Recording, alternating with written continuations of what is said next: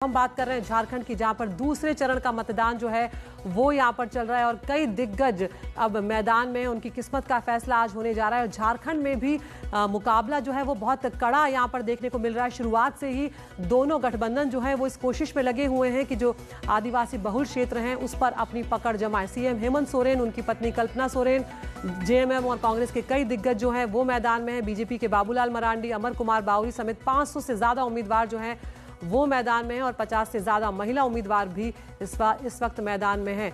सीधा रुख करेंगे हमारे सहयोगी प्रभाकर कुमार का, जो बोकारो से हमारे साथ जुड़ रहे हैं। प्रभाकर, क्या मुद्दे हैं वहां पर ये बताएं। और इस बार जिस तरह से प्रभाकर दोनों ही गठबंधनों ने महिला वोटर, युवाओं को जिस तरह से लुभाने की कोशिश की है, आदिवासियों को जिस तरह से साधने की कोशिश की है, कांटे की टक्कर? जी बिल्कुल कांटे की टक्कर है। 38 विधानसभा पे चुनाव हो रहा है, 38 विधानसभा सीटों पे चुनाव हो रहा है, दूसरे फेज का मतदान है और ये काफ़ी महत्वपूर्ण चरण है क्योंकि ये पूरा जो संथाल परगना है और साथ में जो कोयलांचल का इलाका है, जो इंडस्ट्रियल बेल्ट है, चाहे वो धनबाद हो या बोकारो हो, वहाँ मतदान हो रहा है। ये जो संथाल परगना का इलाका है ये जेएमएम की कर्मभूमि रही है। जेएमएम का जन्म इसी इलाके से हुआ है और यहाँ पे जो आदिवासी कार्ड बीजेपी ने खेला था उसकी परीक्षा होगी कि वो ज़मीन पे कितना सफल हो पाया।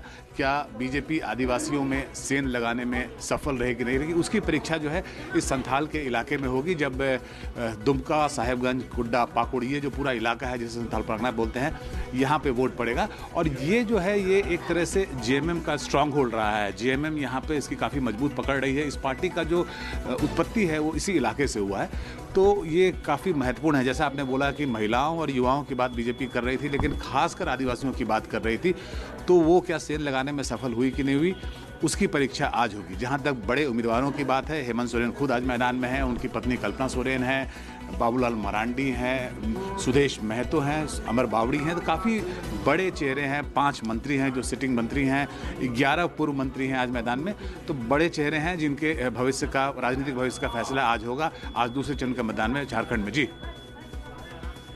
प्रभाकर, बहुत बहुत शुक्रिया आपका। तो चाहे महाराष्ट्र हो, चाहे वो झारखंड हो, सभी जगहों पर मतदान जो है वो शुरू हो चुका है और वोटरों की लंबी कतार दिख रही है। और ये तस्वीरें आप देख रहे हैं सुप्रिया सूले, जो कि अपना वोट कास्ट करने के लिए यहाँ पर पहुंची हैं। और कल ही जिस तरह की खबरें आई बिटकॉइन स्कैम को लेकर, उसमें चुनावी फंडिंग में उस पैसे के इस्तेमाल के आरोप उन पर लगे हैं। और सुप्रिया सूले का ये कहना है कि चुनाव से ठीक पहले, मतदान से ठीक पहले इस तरह के आरोप लगाकर छवि खराब करने की कोशिश की है। और एनडीटीवी से बातचीत में सुप्रिया सूले ने यह भी कहा है कि वो मानहानि का केस करेंगी।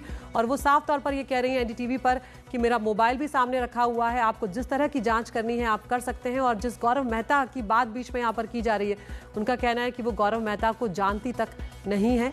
और जो ऑडियो क्लिप चलाए जा रहे हैं उसमें गौरव मेहता और सुप्रिया सूले की बातचीत के आरोप यहाँ पर लगाए गए हैं। तो आप तस्वीरें देख रहे हैं, सुप्रिया सूले अपना वोट कास्ट करने पहुंची हैं।